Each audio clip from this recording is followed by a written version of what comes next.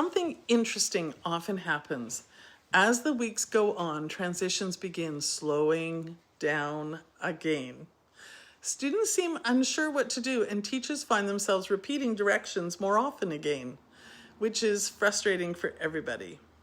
One reflection that sometimes helps teachers is the question, when are the routines actually being taught in the classroom?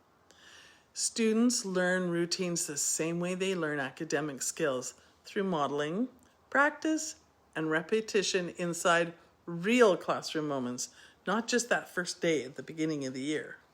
That moment helped me understand something important in my own teaching. Routines are not something students simply remember from September. They are something students gradually learn through experience. For example, students often need to see how a transition works several times. They may need reminders about how to gather materials, how to line up, or how to begin independent work. Over time, those routines become familiar and they don't need the reminders. And the students begin moving through the classroom day more independently. And then you have a classroom that starts to run itself. Predictable routines support student independence because students are no longer guessing what you, the teacher, expects. Instead, they understand the pattern of the classroom. That understanding makes transitions smoother and reduces the number of reminders teachers need to give.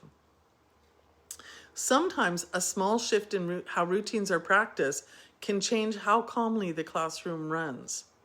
Hi, I'm Marion from Engaging Curiosity. I work with overwhelmed teachers to help build calm, predictable classrooms. In the next and final video in this particular mini-series, I'll connect this idea to the larger classroom system that supports it. You will find the link to that video in the first comment and in the description.